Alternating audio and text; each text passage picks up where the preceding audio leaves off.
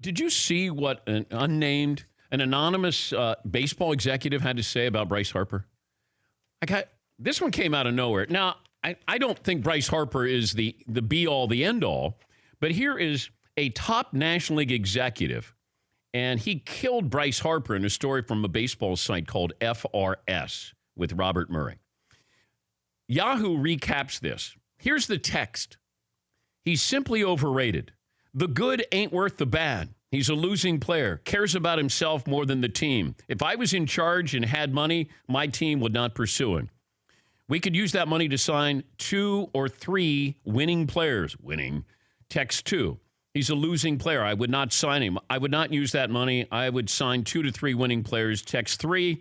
If he gets more than 10 years, $300 million, I'd be surprised. I would not give him 10 years, period, and certainly not at that average salary. He's just not worth it. He's a selfish, losing player.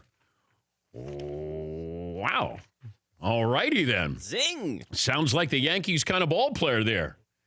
10 years, $400 million. Come on down. Yeah, selfish loser. Yeah, we want you. Come on in. Yes, Fritzy. Did that possibly come from the executive's wife in some burner account? Whoa. This way he doesn't have to go right through it. Going to be traced back to Brian Colangelo's wife. Anybody agree with that? I don't know Bryce Harper. I don't know enough about him other than I think he has a higher ceiling than just about any player in the game, but I don't think he's consistent in being great. Yes, Eden. I don't know necessarily if he's a selfish loser, but I can tell you that I don't know anybody. It's a good idea to sign anybody up for 10 years in any sport. Of course I mean, I agree with that. Yeah, he's not. I thought, and people said I was crazy 2 years ago, where I said I think he's going to be a $400 million contract guy. Now, maybe he's 10 years for $300 million. I would never sign somebody for 10 years. 5. Because I want you hungry. I want you playing for that next contract. If you're there for 10, what's the motivation there? But the Yankees, I think the Yankees are going to take a stab at this. I don't know if the Cubs take a stab at this. Do the Dodgers take a stab at this? But Bryce Harper's going to get paid. Plus, he's a sellable guy. And that's another thing that you want to sell. If you look at these players and you go, okay, can I sell Mike Trout? I sell Mike Trout to you because I say, come out and see a future Hall of Famer and a guy who plays the game the right way and does everything. He's a 5-tool player. That's not enough to get you out of your, off your couch and go see a game. Bryce Harper, I'm selling a little bit more of a flamboyancy.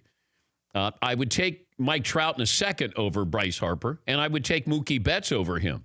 But in this day and age in social media and having a face for a franchise, Bryce Harper fits that mold there. Absolutely. Yes, McLovin. How much impact can one player have anyway? Because Trout's the best player, Mike Trout. Yeah.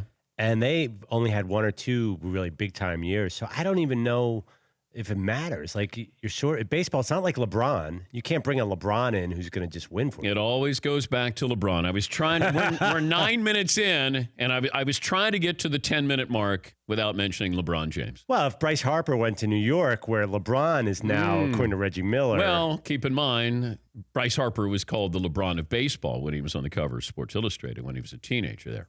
But, I just saw that, and it was, like, wow. Bryce Harper, Pete Rose is one of the most selfish players, if not the most selfish player ever to play baseball.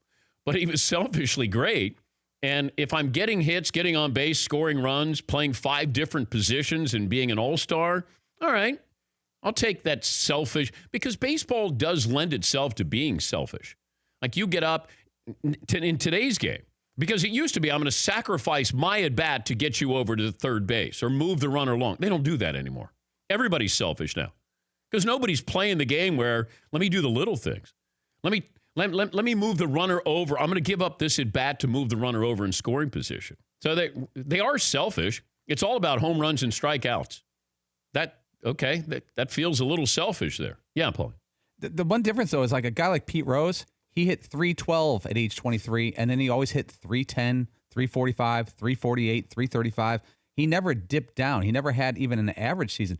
Bryce Harper goes from a season where he hits 273 to 330 to 243 to 319, and he's hitting 228 this year. Yeah. He's an average ball player with power this year. Yeah, but I'm sure there's some analytics that'll say, yeah, but he's still valuable because his whatever, me, my OPP or my OBC or ABC or whatever it is, McLevin. A VORP. Yeah, my VORP. Well, I mean, the bottom line, he hits long home runs, so he's always going to be sellable, even if he hits 200. I mean, if I would go pay, I think we all would want to go pay to see him because he hits long home runs. No. Well, won't see him in October, though. Well, yeah, you're going to see him in October. You're not going to see Trout. Yeah, The but if I Nationals want are to a see much bigger World Series threat. But if I want to see home runs that are long home runs, I'd go to the Yankees. I'd watch the Yankees. It's something cooler when a lefty does it. I think that's a big part. And the hair. Yeah. No, he's a sellable commodity. And that's part of this. But, I was just kind of surprised that this is a top executive saying, I wouldn't want him. But I never know what somebody's motivation is with this. Is somebody saying this? So maybe it's an executive from the Nationals who wants to keep him. Like, let me just put it out there because I don't want anybody to want to sign. I wouldn't sign that guy. Wonder who said that. Yes, McLevin. I'm thinking like me first baseball players like Barry Bonds. He won even though he wasn't a team guy. Reggie Jackson. Like, you don't need to be a team guy in baseball. Bonds didn't win. Reggie did, but Reggie was on good teams. But Reggie did produce. Reggie made his name in the postseason. He wasn't a great regular season guy, but in the postseason, and he hit one of the more magical historical home runs in All-Star history off the light tower in Detroit. But that's where you make a name for yourself. And Bryce Harper hasn't done that. Mike Trout hasn't done that.